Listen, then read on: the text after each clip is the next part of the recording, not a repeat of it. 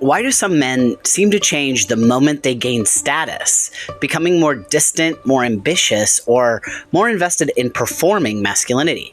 From Timothée Chalamet's so-called Twink death to the hidden dynamics of homosocial approval, this episode explores how masculinity is shaped less by women than by the status men seek from other men.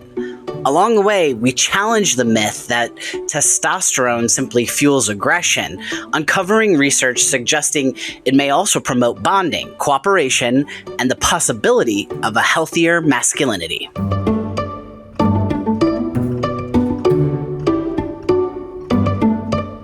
You're listening to Whiplash, a listener-supported podcast exploring Catholicism through the lens of queer liberation theology. I'm Max Kuzma, a transgender man and columnist for the National Catholic Reporter and board member of Dignity USA. Thank you to the paid Substack subscribers who make this work possible. Today we're going to be doing some pop culture commentary and analysis with a deeper dive into homosociality, not the same thing as homosexuality, and the relationship between masculinity and status. So, because whether we realize it or not, status is one of the most powerful forces shaping how men behave, see themselves, and how they relate to others. It influences what kinds of masculinity get rewarded, what kinds get mocked, and what kinds get quietly pushed out of the conversation altogether. There's something that happens with a lot of men. They start with one attitude or one way of behaving, and then as soon as they have more fame or status, things change abruptly. Maybe it's as simple as a guy who's dating a woman who pays the rent on their apartment while he's looking for a job.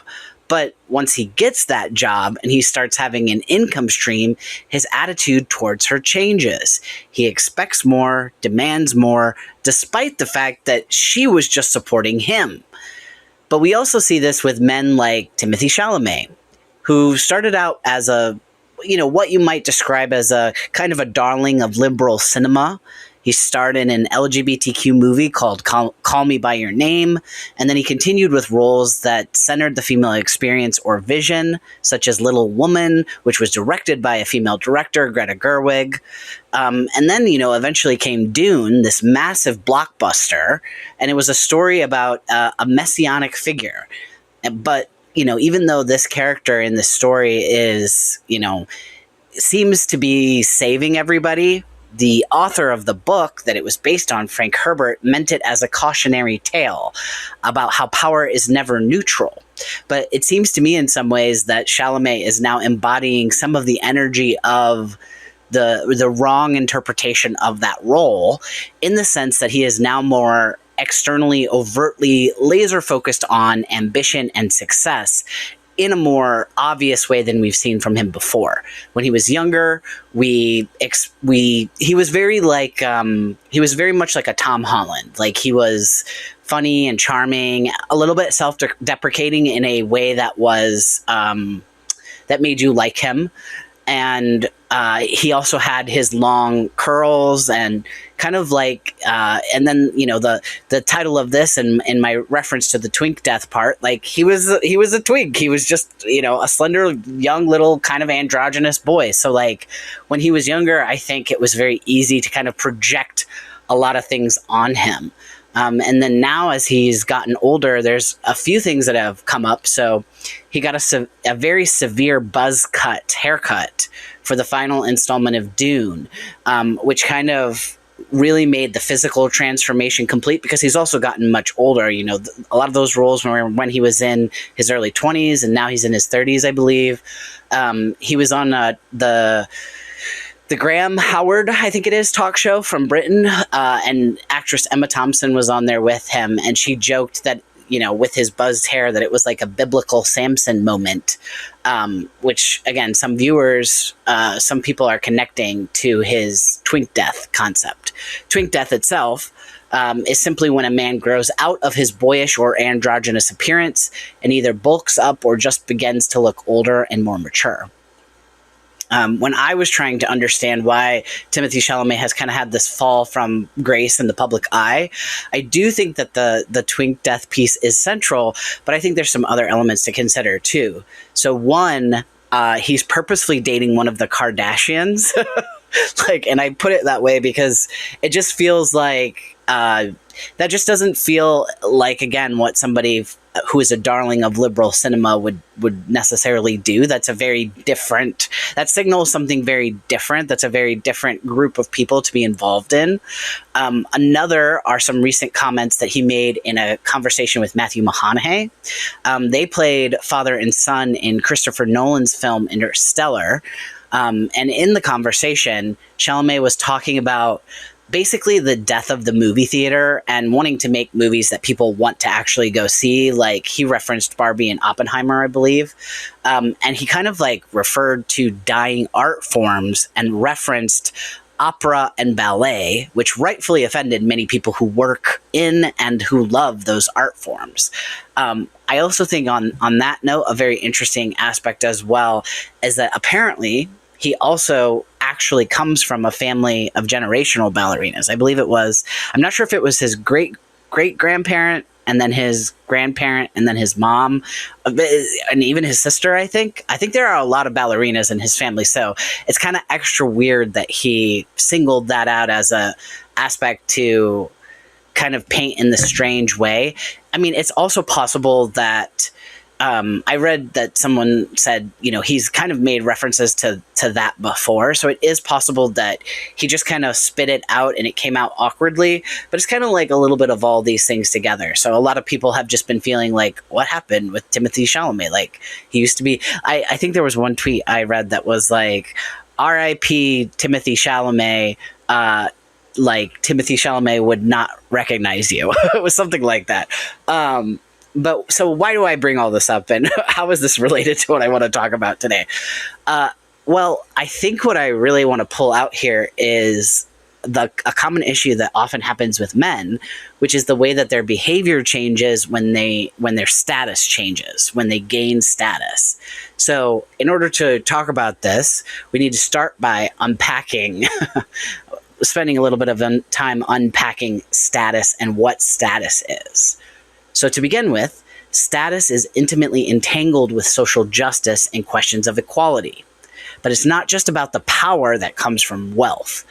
Generally, people are actually incredibly sensitive about status as well, because even though we all engage with it, we often in some ways like to pretend it doesn't really exist, or that I think a lot of the time it's like magical thinking in a way. It's just this thing that's operating, and maybe I'll get lucky and become famous and then I'll have more status.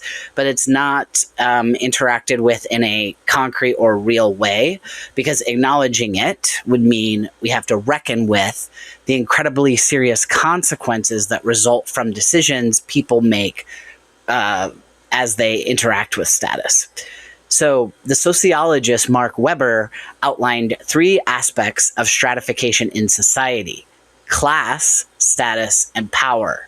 In his view, which remains influential today, people possess status in the sense of honor because they belong to specific groups with unique lifestyles and privileges. And that's kind of another piece too, is like status often comes with privileges and potentially even lifestyle.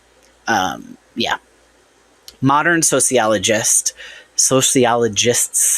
and social psychologists broadened this understanding of status to refer to one's relative level of respectability and honor more generally.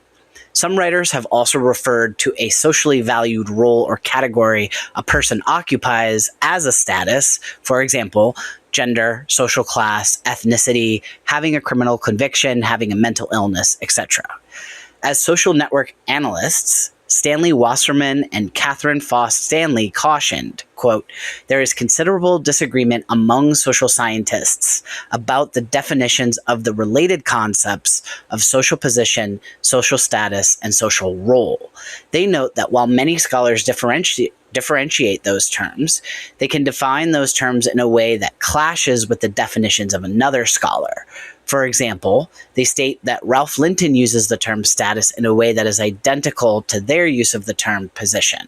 And I think this is just like an important point to say when you study kind of any of these concepts, even privilege, but definitely status and class, social class, there's not much agreement about what those terms mean in a fixed way. And I kind of think that the reason for that is because these patterns manifest differently in different societies and different cultures. So you can't really easily have a definitive definition that applies to all human cultures. So I think, so I struggled a little bit with how I could integrate my understanding of status and class, and how can we use these terms if these definitions are kind of movable.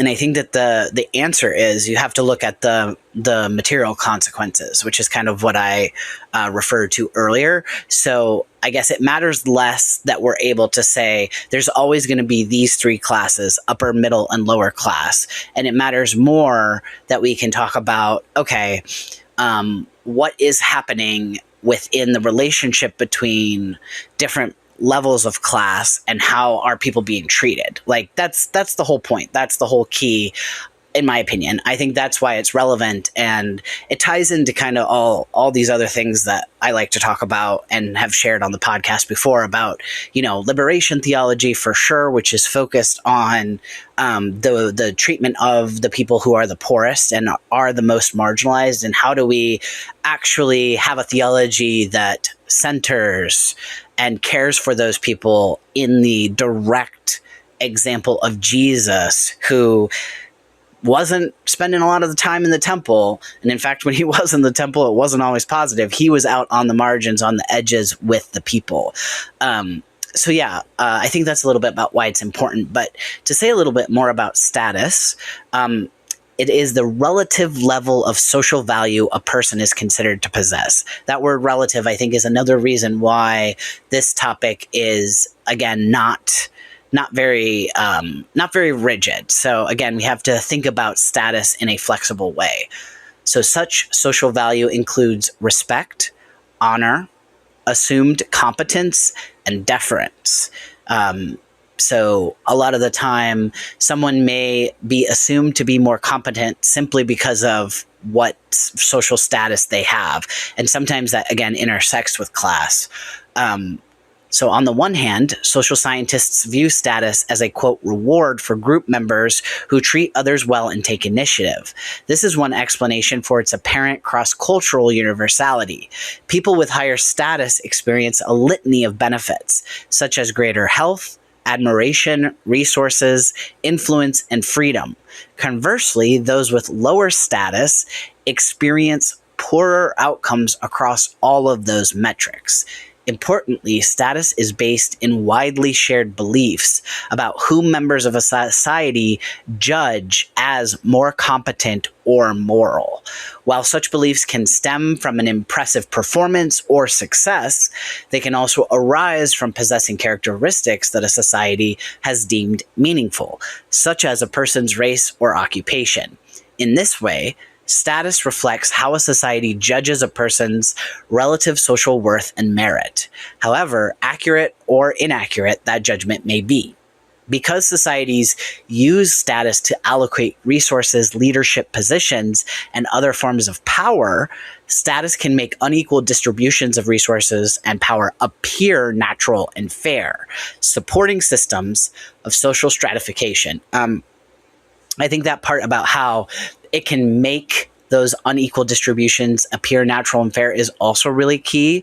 And that's kind of also why I'm saying I think it's really important that we think critically about social status and class, even if we're not able to, always say, in all cases, everyone can agree that these are the definitions of different classes. Whether we can do that or not, we need to be interrogating the systems that we're using and the things that we assume are just natural. It's just natural that, there are people who have more than anyone could ever need in terms of resources. And then it's down the block from them, there's people who have zero resources. Acting like that's normal is extremely unjust. So that's kind of why this is important. I also wanted to read a portion from the Russell Sage Foundation Journal of the Social Sciences. I'm not exactly sure when this was published, but it does have references to events that happened between 2016 and 2021. So at some point after 2021 is when this was published. And I just want to read you 2 paragraphs here that I thought were helpful context. So, in rural and white working class contexts, people are pushing back against the status threat of cultural dominance by urban elites. Many now claim that social class status was at least as important as economics in driving support for Donald Trump as president.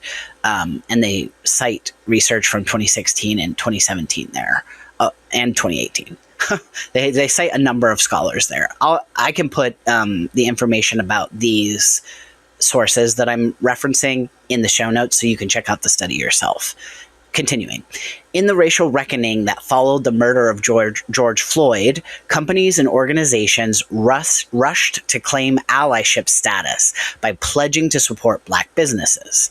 The state of California announced that lunch is now free for public school students, a bold move to reduce the stigma and low status associated with free lunch programs.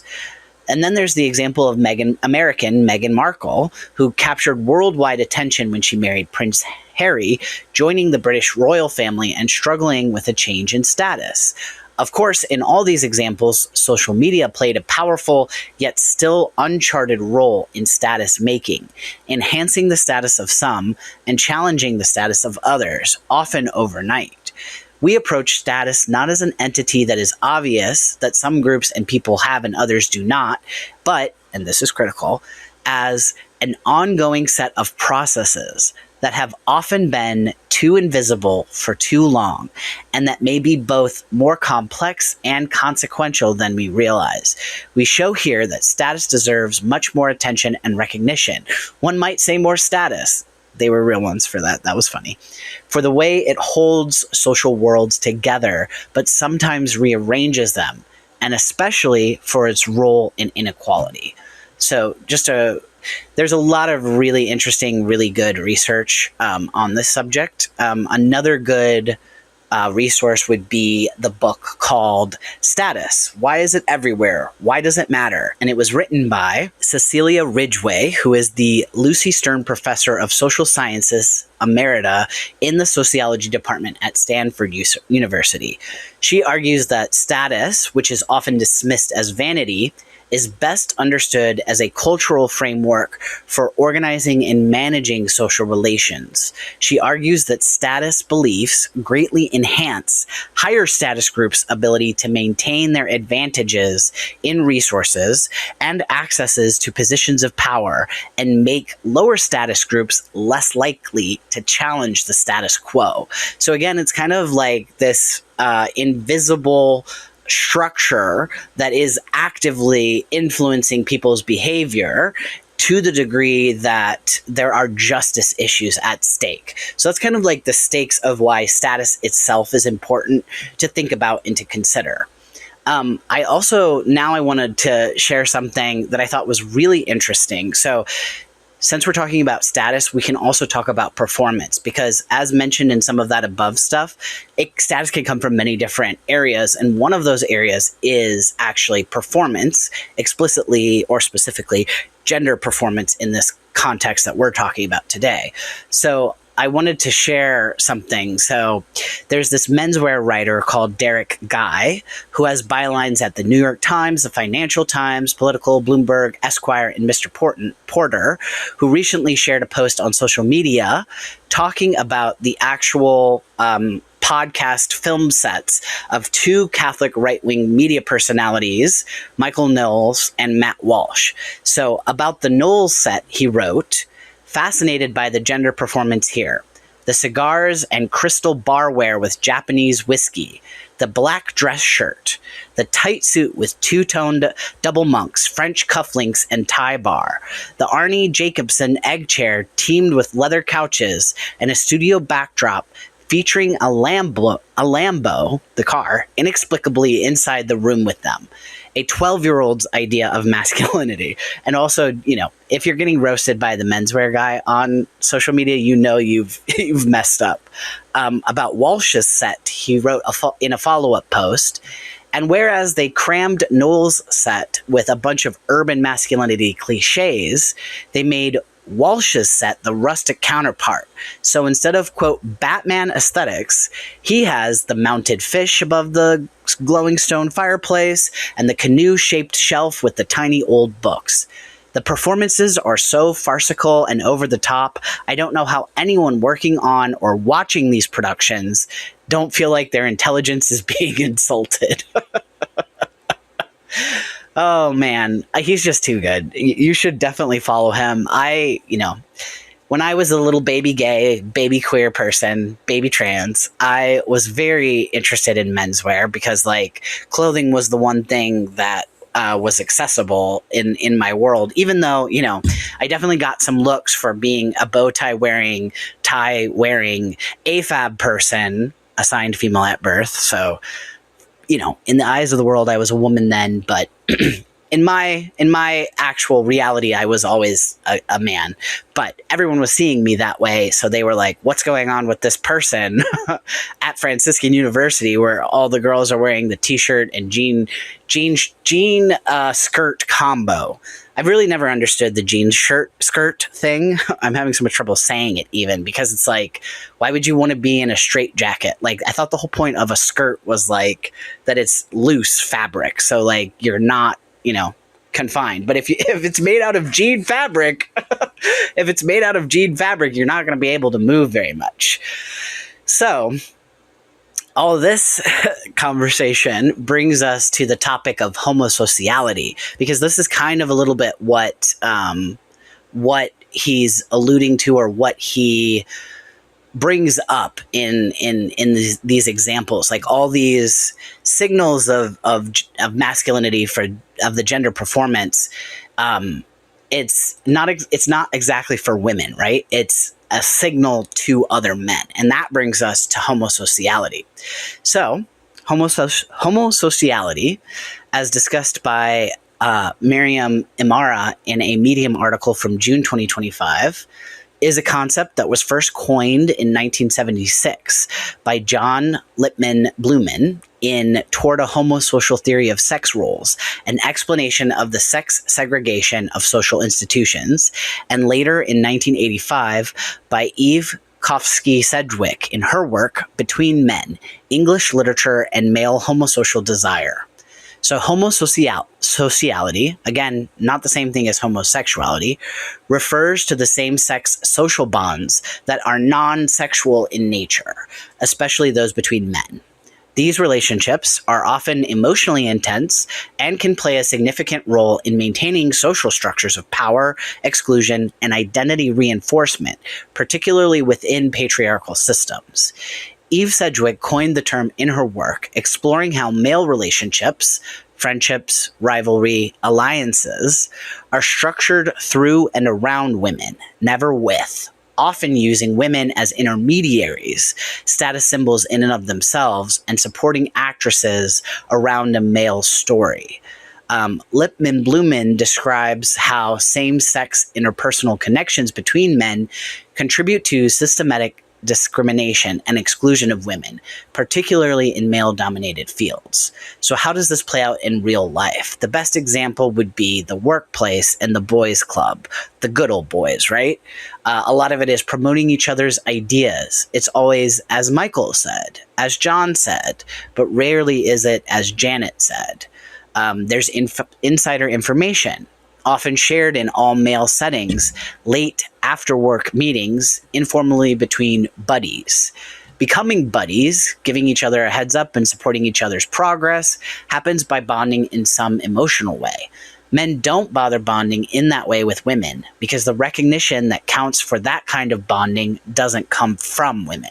It's important to mention it's not always malicious. Most men, especially in modern times, in the white-collar workplace, would never think to say that they're actively excluding women. Still, it results in gatekeeping.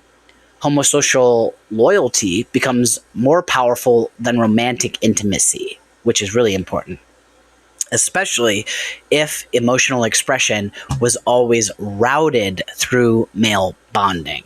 I've talked about this a little bit before in the past of, if the only way that you were taught to regulate your emotions, for example, is through something aggressive, like through wrestling or fighting or some external thing like that, that's really going to impact you going forward. And that is a really big difference in the way that boys and girls are socialized, right? Like, girls are socialized and taught to regulate their emotions through calm conversations with other girls, right? Whereas boys, again, it's a lot more routed through these male bonding experiences that are often very, if not overtly, aggressive, then at least incredibly active in a very particular way.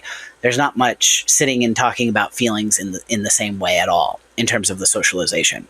So, continuing from Miriam Amara's Medium article, some other examples she brought up were friendships. Men who say men and women can't be friends, they mean it, not because of women, but because of men. Many of them do not value the kind of recognition they would get from a woman in a friendship. That's why they won't really be your friend. A male friend once told me as a joke, if you were ugly, we wouldn't be friends. I thought this was a tasteless joke, but now I know it was closer to the truth than I ever thought possible. I can be around as a friend as long as I fulfill my other purpose of being some kind of status symbol. It doesn't mean you can't have male friends, but you notice when they get a partner, the contact usually becomes less. Why? Because there is now someone else giving them the recognition that they don't get from their male circle and they don't need from your friendship. Other examples she gave: all male frats, clubs, structures created for men to feel validated among themselves. That's why women are opposed and not allowed to be there. As a woman, you're mostly a disturbance, bringing in a whole new dynamic, killing the vibe of the space. And then, continuing on, there's a more provocative quote about this topic of homosociality. It's from Marilyn Frye's 1983 book, The Politics of Reality, Essays in Feminist Theory. And I wanted to include it here because I think that it kind of encapsulates a lot of what we're talking about, although, again, it might be a little bit on the more extreme side in how it's worded. So, to say that straight men are heterosexual is only to say that they engage in sex exclusively with women. All or almost all of the parts that pertain to love, most straight men reserve exclusively for other men. The people whom they admire, respect, adore, revere, honor, whom they imitate, idolize, and form profound attachments to, whom they are willing to teach and from whom they are willing to learn, and whose respect, admiration, recognition, honor, reverence, and love they desire, those are overwhelmingly other men. In their relations with women, what passes for respect is kindness, generosity, or paternalism. What passes for honor is removal to the pedestal. From women, they want devotion, service, and sex. Heterosexual male culture is homoerotic. It is man-loving. So again, she's kind of expressing parts of that a little bit, extremely.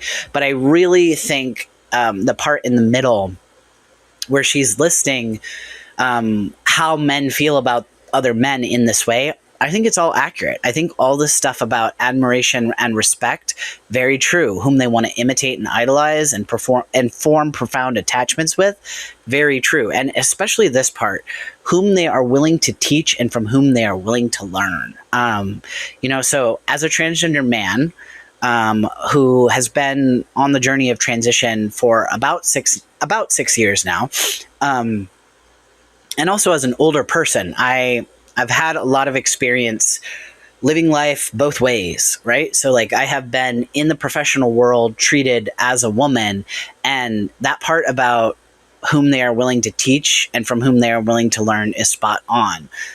When I was functioning as a woman in the workforce, it was true. I did not feel like men actually were seeking my opinion in a way of, it was never like in a, I can learn something from you. Like, they never really had that attitude. And I just used to think that people were just skeptical in general, like men were just skeptical. So it just took a lot to convince them. But no, as soon as I transitioned, and now when I have interactions with men now, they listen to me like almost immediately. So it's very much, I think there are very true elements to this, that it's very much an aspect of how men are socialized and how men relate to other men within our society and within culture. Like, I really think it's true.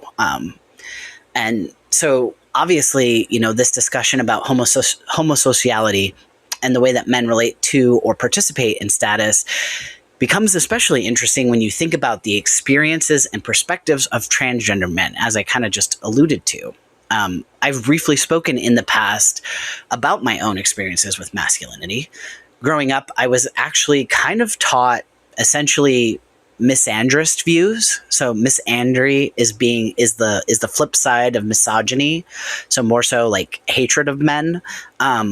So I was taught kind of not just that men were scary and dangerous and kind of should be avoided, but also that there was something intrinsic about those qualities. And this, of course, comes directly from the gender essentialist views that dominated the version of American Catholicism that I was raised in.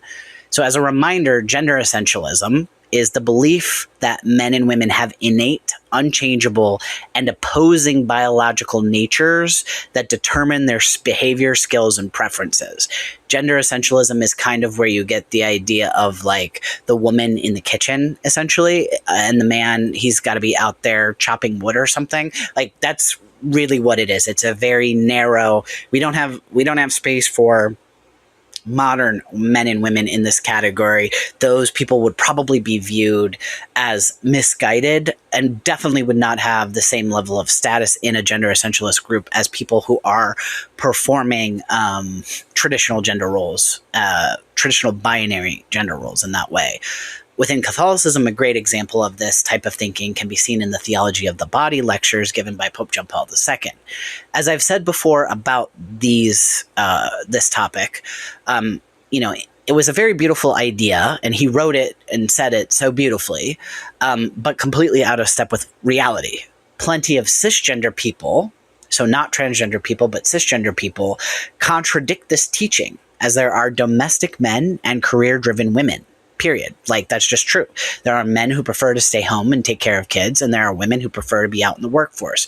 Also, and those people are not trans. They just are, that's their preference. So there's already something wrong there. But transgender people certainly present a strong, the existence of trans people presents a strong argument against this view, as does the existence of intersex people. In this idea that God does not make mistakes, intersex people are very real. And despite the fact that the Vatican document from 2023, Dignitas Infinita, despite the fact that that document implies that intersex people can be corrected by doctors, I think was kind of the language, that is, first of all, just so disrespectful to the reality that many intersex people experience and have talked about, but also, again, just not true, because there are chromosomal variations that go beyond just XX and XY that do exist, period. Like, that is true. Plus, there are some people who have this idea of, gender as this modern trend, but trans people have existed historically for the whole time that there's been people, trans people and gay people. So there's just a lot going on there that doesn't add up, because even if it was true that humans had only known male and female until modern times, why would it be that we can accept new evidence for things, in physics, astronomy, mathematics, but not new evidence showing us more detail about the obvious diversity of the natural world within the field of biology. So nobody is saying that you personally, you can't cosplay as a trad wife or a trad husband or whatever they call the male version. We are just trying to say you can't force everyone else into that cosplay with you. So the gender essentialism was a really big piece of how I grew up, and it made it difficult for me with my transition because although I knew inherently from my long-term, deep, prayerful discernment and conversations with God that I was a man, I had a lot of negative feelings towards men because I'd always been taught that they had this bad, dangerous core and they could lash out at any time. I mean, think of the modesty talks at youth groups about how much pressure and purity gets put onto young girls and women to, for example, dress in such a way that they are responsible for managing men's sexuality. If men are incapable of self-control without someone else, quote, removing temptation, then masculinity isn't attractive to me at all. If male chivalry is predicated on women's submission, then it truly has no value because it does not exist for the purpose of supporting women, but rather of propping men up. And so that's when I did my deep dive into masculinity, and I found that men benefit from women's labor across all levels of society, from the emotional to the professional to the domestic. So basically my question was, what exactly are men doing for themselves? What accomplishments can men actually claim in light of how much hidden labor is being done by others, particularly by women? I didn't want to build my own masculinity on the labor of others. I wanted to build something myself that I could be proud of. In a world where, quote, toxic masculinity gets talked about constantly, I wanted to know why nobody was talking about healthy masculinity. Along the way, I read some great books by transgender men dealing with these very same questions. Thomas Page McBee's work is probably my favorite, with his books Man Alive and Amateur. There's also No One Taught Me to Be a Man by Shannon Kearns and Becoming a Visible Man by Jamison Green. There's probably others as well that I'm not listing here, but those are just a few to get you started. As I was exploring these questions, I was also spending time in therapy talking about my feelings around the idea of taking testosterone. I had known from puberty that my chest wasn't right. It never ever felt right. It always felt like a black hole on my body, a place I didn't want to look at or perceive, and certainly an area that I didn't want anyone else to look at or perceive. Later, I learned that this was called gender dysphoria, and when I learned that word, everything clicked into place. And you know what? After having gender-affirming surgery, I don't experience that sensation of a black hole anymore. I look at my chest. I touch the skin and I feel the muscles. Embodiment finally clicked into place because my body finally feels like home. But testosterone itself was a longer journey in many ways because of that misandry I was talking about earlier. All I had ever heard about testosterone were all the common stereotypes. This idea that testosterone is intimately connected to aggressive, machismo, hulked out behavior. But wouldn't you know, once again, the science doesn't actually support this. There's a great 2019 book called Testosterone: An Unauthorized Biography that goes into more depth on this subject. And I was just going to share with you part of a written interview with one of the authors here. When asked about some of the most common misconceptions about testosterone, Rebecca Jordan-Young answered, "Early scientists were looking for a way to explain the development and maintenance of sex differences. And they had an idea that there were chemical essences of masculinity and femininity. They expected that there would be separate chemicals for males and for females, that each would control only male or female traits, and that the most important or even only effects of these substances would be related to creating differences between females and males. Those and other early ideas turned out to be very wrong. For example, everyone actually has the same hormones, just in different amounts and proportions. It will surprise most people to learn that testosterone is the most abundant steroid hormone in adult women, and that women actually have much higher levels of T than of the supposed female hormone estrogen. Another big myth is that T drives aggression and sexual violence. In the book, we go through some of the classic studies that supposedly proved this link, and we show that they are very badly flawed. We focus especially on some classic studies that supposedly link T to violent crime. These are old studies, but still very influential, and they've never before been scrutinized. There are studies that link T to small-scale aggression or hostility in lab conditions, but only for subgroups of people in the context of other hormonal conditions, etc. The specific conditions under which T is linked to aggression shift around from study to study, so we're skeptical of that. And then another question she was asked, this is the last one I'll answer, or I'll share here. What are the actual functions of testosterone in the body in both men and women? T does so much, she said. There are receptors for T in almost every tissue of the body. It affects bones, brain, hearts, vessels, blood vessels, skin, hair, and more. It affects the reproductive system, and not just in men. Emerging research suggests that an optimal level of T is necessary for the early phases of follicular development, which sets the stage for ovulation. It's possible that someone who just reads a description of our book instead of reading the book might think we're saying that T doesn't do very much. But the truth is just the opposite. T's authorized biography is wrong because it profoundly narrows what T really does. So, that's just a teaser. If you want to check that book out, it's called Testosterone, an Unauthorized Biography, Rebecca Jordan Young.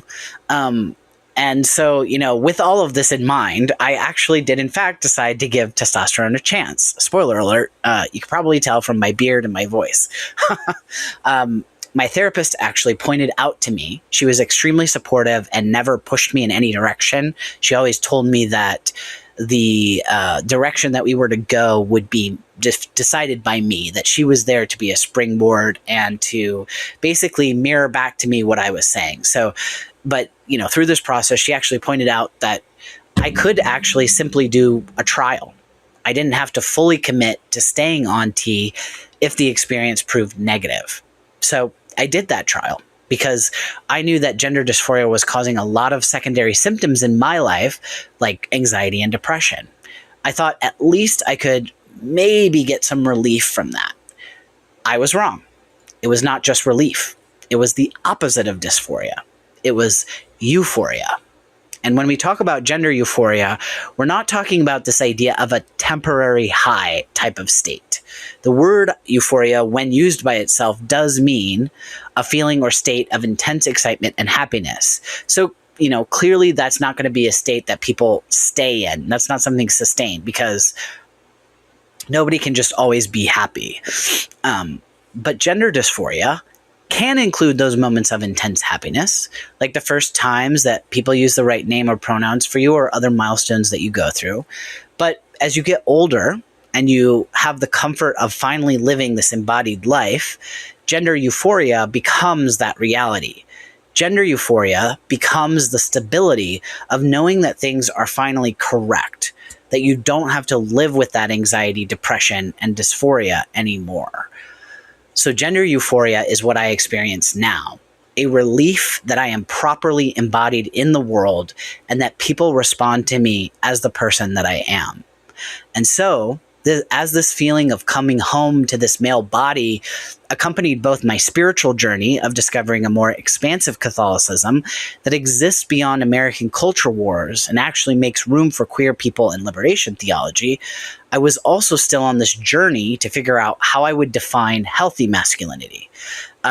The relationship between testosterone and status has actually been studied in mice, and the findings are pretty interesting.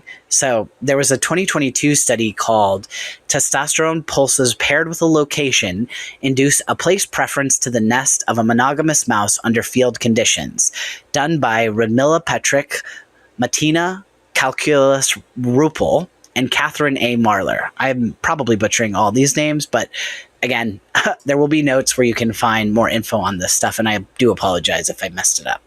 So, in the study, short bursts of testosterone after meaningful social interactions were shown to actually reinforce behaviors that support bonding, stability, and cooperation within a pair. In monogamous California mice, brief testosterone pulses increased the amount of time males spent at the nest, a key shared space associated with partnership and raising young. Rather than driving males away in search of competition, testosterone appeared to strengthen attachment to place and relationship, helping organize behavior around the shared reproductive partnership. Importantly, these testosterone pulses did not increase aggression or sexual pursuit of new partners. Again, instead they were associated with more communication between mates, and behavioral patterns consistent with coordinated pair functioning. Testosterone in this context may help tune behavior toward whatever actions best sustain the partnership at that moment, such as guarding the nest, taking care of the young, or maintaining the shared territory. So it's a very interesting bit of research there, and I actually became aware of it on Threads. I think there was another study that was also done. A user called Darren I wrote, obsessed with this study where they thought giving pair-bonded Mongolian gerbils testosterone would make them aggressive, but instead it made them cuddle their mates. User Nick Steimling quote tweeted and said, "If I recall correctly, the finding was that testosterone doesn't increase aggression, it increases status-seeking behavior." He went on to say, "The fact that it makes men, human men, aggressive is a reflection of what men perceive to gain them status." I also see in this conversation, I saw this tweet again kind of around the time of the Epstein files, which the whole Epstein case in general is all about status. It was about a man who wanted to do evil things, basically, who accomplished doing those things by creating a vast network where he had status and was unquestioned, and also was interestingly detached from any of the points of contact that happen for most people. When you are at a certain level of wealth, privilege, and status, you really don't have to have a lot of the interactions that most people do. Like, you don't have to go to the grocery store and talk to a cashier who might be someone who's completely different from you that you have nothing in common with. You know what I mean? Like, these friction points are completely removed. There's some really interesting study and work being done about that. I would look into the work of Anarna Girdardis for some more on this. I'm probably butchering his name again, but again, I'll include some links and stuff. He has a Substack where he's written some really good stuff on this topic. He was also interviewed by Ezra Klein, who is not always my favorite and normally is not, but I liked this conversation that was on the Ezra Klein show with him about the Epstein files. So I'll provide some links down below on that, but definitely the connection between, being removed from, because of your position within status, within the social class, being removed from consequences in a certain type of way. So using status to insulate you against certain consequences. This also makes me think of the connection to the way some abusive men actually take cover within religious traditions that allow forgiveness to permit them to essentially carry on behaving badly or to hide their bad behavior. It's even become like an internet meme at this point that when a celebrity, such as we've seen it with Russell Brand or Shia LaBeouf, announcing a conversion to Christianity, or in Shia's case, to Catholicism, people start asking when the allegations are going to come out. Like, this is like a thing people have noticed now. And so when people are making these jokes, what they're really pointing to is the way religious identity can sometimes function as a kind of reputational reset button. Conversion, especially very public conversion, has these signals of humility, moral seriousness, transformation, all traits that carry high status in many communities. But the problem is that the performance of repentance can become a way of managing status without actually changing the underlying behavior. In other words, the story of "I have changed" can become more socially valuable than the difficult work of actually changing. And then obviously when abuse is involved, it's much more complicated and dangerous. So within homosocial dynamics, this makes a lot of sense. if status is largely determined by how men are perceived by other men, then adopting the language of moral authority, spiritual leadership, or personal redemption can function as a way of regaining credibility within that audience. Religion in these cases risks becoming part of the same status economy as wealth, fame, or dominance, another way to signal seriousness, depth, or authority. That doesn't mean every conversion is insincere, of course, but it does help explain why people are sometimes skeptical. They're noticing that the timing often lines up suspiciously well with moments when someone's public reputation, and therefore their status, is under threat. So, kind of to bring this to a close, what begins to come into focus here is that masculinity is not organized primarily around women at all. It is organized around other men. Status, recognition, admiration, legitimacy, these are currencies that circulate most intensely within these male homosocial worlds. Women, partners, and even audiences often function as signals within those systems rather than as the primary audience themselves. When men experience changes in status, whether through fame, career advancement, physical transformation, or increased social capital, their behavior often shifts because the reference group they're orienting toward shifts as well. The performance changes because the stage changes. This helps explain why something like Twink death can provoke such strong reactions online. The anxiety is not really about aging or aesthetics alone, but about a perceived shift in relational positioning. When a man moves from being read as soft, artistic, or relationally oriented toward women and queer audiences into being read as more conventionally masculine, the assumption is often that he is pivoting toward validation from other men. Whether or not that assumption is true in any individual case, the reaction reveals how strongly people intuit that masculinity is shaped by homosocial reward systems. The question is not simply what do women want, but what earns recognition among men. Seen through this lens, the research on testosterone becomes especially illuminating. If testosterone increases motivation to seek status, then the behavioral outcome depends entirely on what a given culture defines as high status. In some environments, status may be gained through aggression, domination, or conspicuous displays of wealth. In others, status may be earned through artistic excellence, intellectual contribution, emotional intelligence, or relational commitment.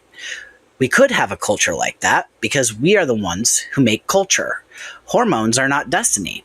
They amplify the incentives already present in a social environment. Testosterone does not dictate violence or selfishness any more than estrogen dictates passivity. What matters is the status economy into which a person is initiated. This raises a deeper question about what kinds of masculinity our current culture rewards. If homosocial environments consistently reward emotional repression, competitive detachment, or symbolic displays of power, then it is not surprising that many men gravitate toward those behaviors when their status increases. But if status were more strongly associated with care, responsibility, collaboration, and integrity, we might expect very different behavioral outcomes.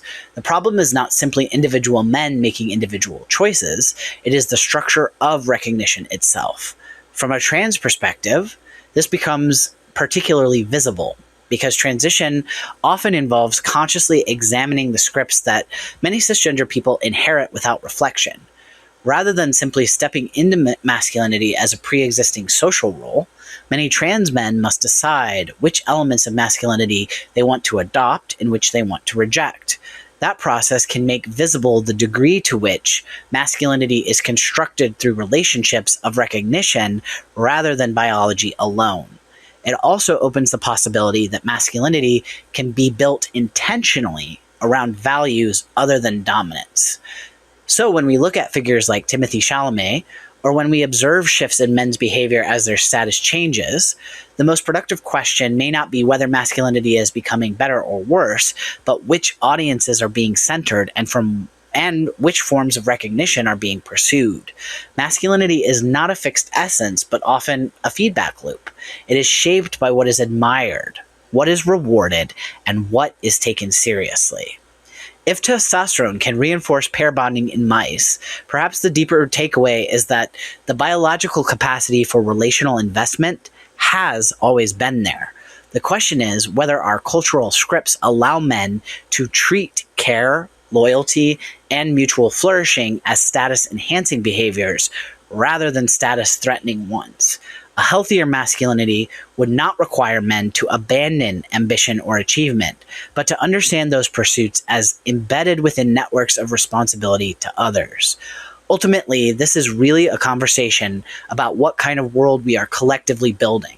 If status continues to be defined primarily through hierarchy and domination, masculinity will continue to orient itself accordingly.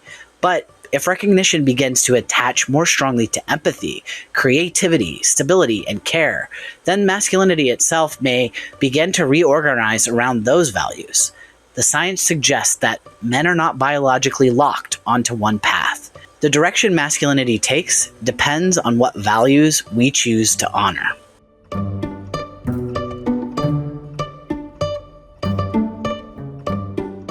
Thanks for listening, and for being willing to question the scripts about masculinity that so many of us inherited without ever choosing. Healthier masculinity doesn't happen automatically. It happens when we decide to value care, honesty, responsibility, and real connection over performance and status games. If this episode resonated with you, consider sharing it with someone who's also thinking about what better models of masculinity could look like. The more we change what we honor, the more we change what masculinity can become.